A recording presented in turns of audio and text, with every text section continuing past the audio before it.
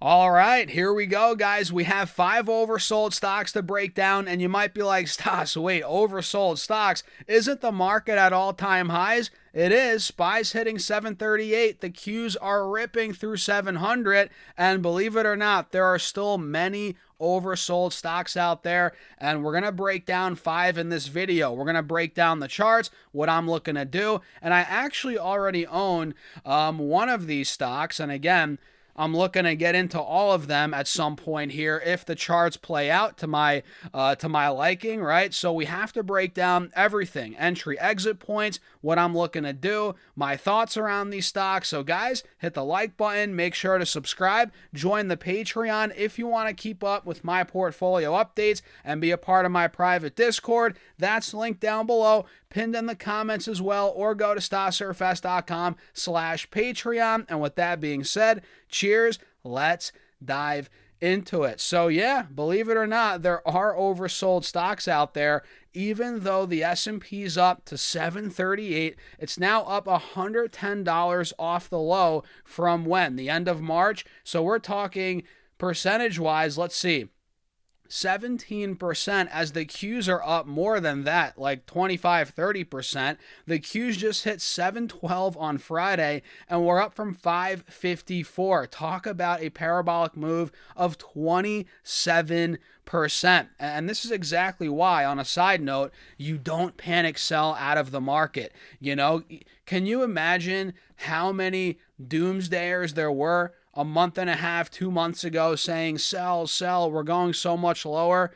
Where are they at now? You know, where are all those doomsdayers at now? It's crickets, right? And this is why the stats prove that if you hold, if you ride the waves in the market, you're going to be better off than somebody trying to get in and out, time it based on this conflict or that, a recession here, this or that there, right? So this is a prime example of that, where a lot of people were expecting a lot more downside and we didn't get it. It was quite the opposite, right? So even though we're seeing a 27% move off the lows on the Qs, SPY's up 17%, insane moves, we're still oversold in certain sectors, right? Certain stocks are beaten up, and I think these are opening up as opportunities right now. And the first one I want to break down, guys, is McDonald's, right? And McDonald's is clearly one that a lot of people piled into earlier this year, you know, into March especially, and it was viewed, and it's still viewed, as a safe value play. And it's obvious we've seen money rotate out of McDonald's into the semis, different big tech stocks, the Qs, right? As clearly we've seen McDonald's come down here over the last couple of months from 340 now to 275. McDonald's is down 20%. So whenever a company like McDonald's, a strong blue chip company, drops 20%, 20, 25, 30%, my eyes are all over it. And I've made I've made money on McDonald's many times over the years, just simply following the charts. I mean, look, last time I made good money on McDonald's was back here in the summer of 24. I bought it on this major dip when it went down from 300 down to about 245. I bought it at about 250 and rode it to $300.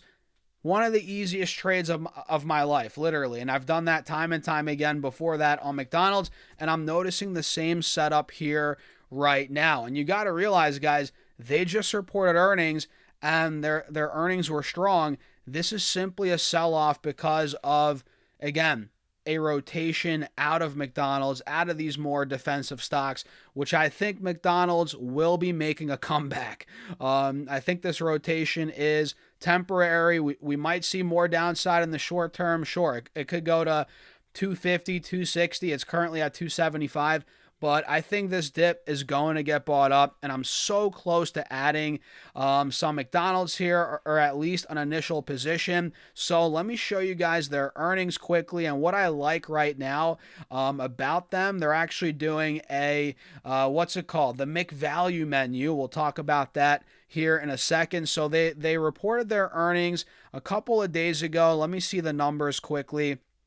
They reported earnings per share adjusted of 283 that beat the 274 expected on sales of 6.51 billion versus 6.46 billion. So double beat out of McDonald's. Global comparable sales up 3.8%. System-wide sales globally up 11%. So these numbers are super strong.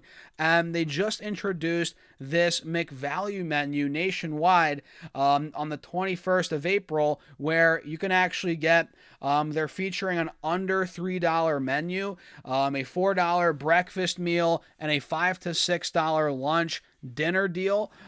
So they're bringing back more of a value across their menu, which you guys know the prices of fast food, fast casual, everything's through the roof. I mean, McDonald's, the prices are up there now for it being what it is. So this is going to bring back a lot of people, a lot more customers, and I'm excited to see how this is reflected in their earnings next quarter, right?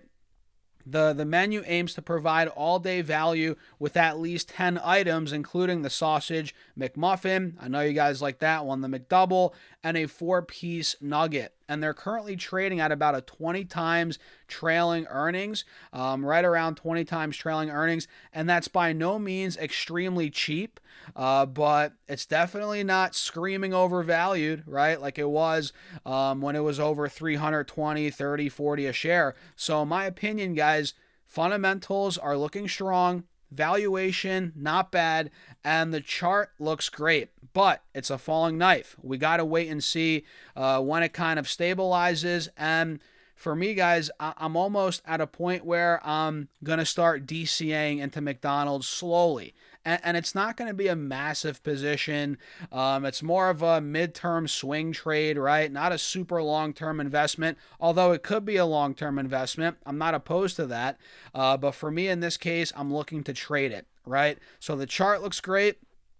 Let's just see where it stabilizes. My guess is anywhere from 250 to 275. So again, I'm not opposed to DCAing into this stock, and I'm excited about their upcoming quarter.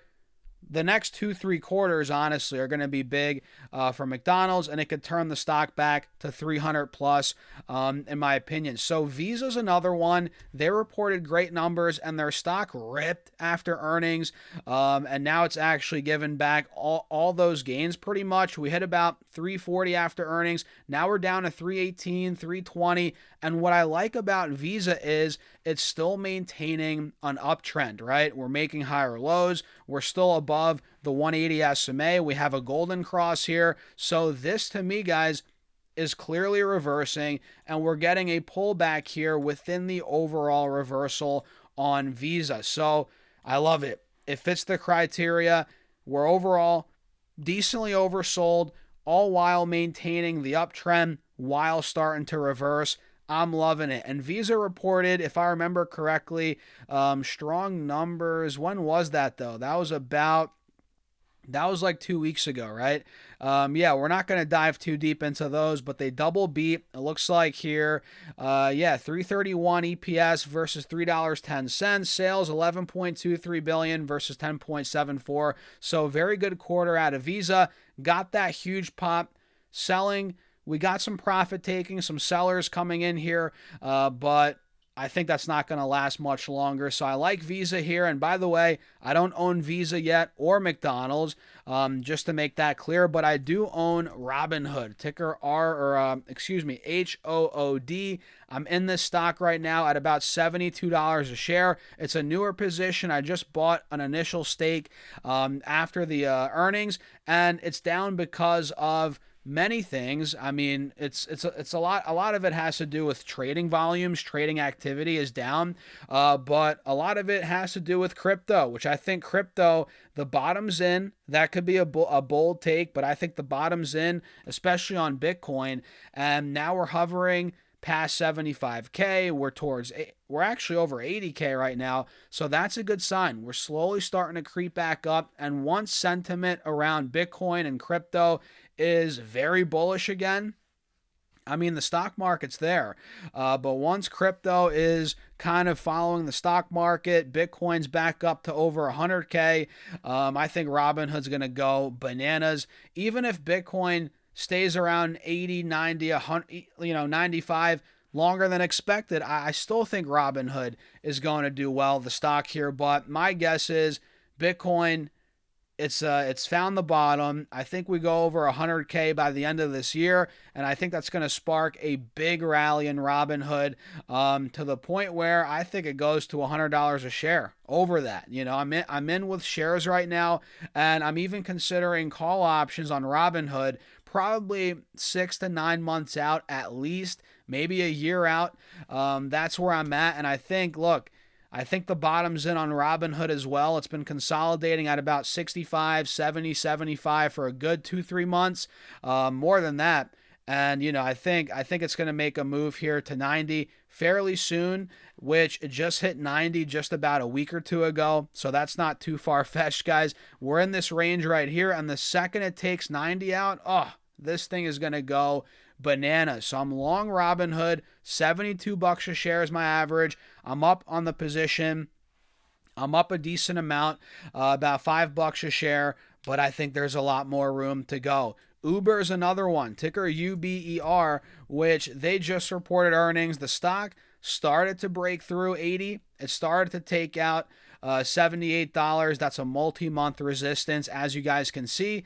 We tried breaking through. We got out a little bit, but now we're back to the mid-70s, which honestly, this is a golden opportunity to add shares if you missed the breakout or buying before the breakout before earnings. That's my opinion, though. And of course, you guys got to trade at your own risk, do your own research, but they had a great earnings report. The stock started to break out. Now we're getting a pullback within the breakout. Perfect opportunity, the way I'm seeing it now, in the mid-70s to add. The chart looks great. We have an inverse head and shoulders. That's intact. And the second this takes out $80 again, I think we're going 84. That's the first gap to fill. If 84 breaks, I think we're going 88. It's a no-brainer in my opinion. It's too beaten up. And when it comes to the longer-term play on Uber here, we've covered that. My thoughts many times. They're going to be a key player when it comes to, robo-taxi, full self-driving. Uber is going to play a big role. They're making partnerships with all these different, automakers. They have the platform. They're going to be fine. I think Uber long-term is great. And even in the midterm here, short-term, they're due for a run, in my humble opinion. So Uber I'm watching. I'm not in yet. I almost bought before earnings. And you know me, I'm not a big earnings trader. So I waited, saw it run to 80. I was patient. Now it's back to 75. I think it's time to strike. I'm almost there. So the last one is AppLovin, guys. And by the way, hit that like button. Make sure to subscribe if you haven't done so already. I think 50% of you watch the content and you're not following for more. You're not subscribing. That needs to change. I appreciate you all for tuning in as always. And without you, it wouldn't be possible. So cheers to that. Look, AppLovin looks pretty similar to not Robinhood, Uber, actually, on the chart. Look at this. Not the cleanest inverse head and shoulders, but it looks like one nonetheless. And we have a clear resistance at 520, which I might as well set my alert at right now, at that level. And I think if 520 breaks, this thing's got a lot of potential to run 570, maybe towards 600. So AppLovin looks like an inverse head and shoulders, but at the same time, a little bit. Looks like a little bit of an ascending triangle as well. Keep your eyes on 520. The second that breaks, we're making higher lows into that resistance. I think we're going mid-high 500s. So let me see here quickly their earnings. Last I checked, they were pretty good. Yeah. EPS $3.56 versus $3.38 expected on sales of $1.84 billion versus $1.76 billion, and they see Q2 sales of $1.91 to $1.94 billion versus $1.89 billion for the estimate. So very good guidance, double beat, and the stock sold off on the earnings. Well, actually, I think it popped initially. I think on Friday we had a red day. Either way, we're struggling to break 500, 520. And if we take that out this upcoming week, I'm going to go long AppLovin.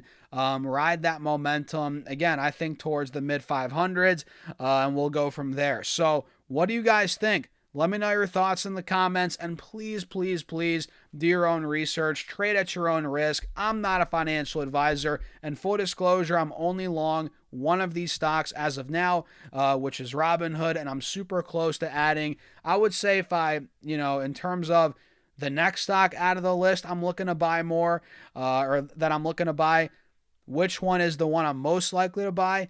It's probably McDonald's, and then I'm looking at Uber. So those two are at the top of the list. All of them are, obviously, or I wouldn't have mentioned them in this video. But yeah, I do like Uber and McDonald's here, but they might take a little bit to play out. Neither of them are starting to reverse fully yet, especially McDonald's. So keep in mind, patience is key. And by the way, if you want to keep up with my portfolio updates, my trades, investments, my option selling, which I post all of that in real time, you get a portfolio update a week and access to my private Discord. All of that's linked down below on Patreon, or go to stocksurfest.com/Patreon, or it's in the comments, guys. You can't miss it. And with that being said, cheers, happy Saturday. Hope you're all having a great weekend. I'll see you all in the next video.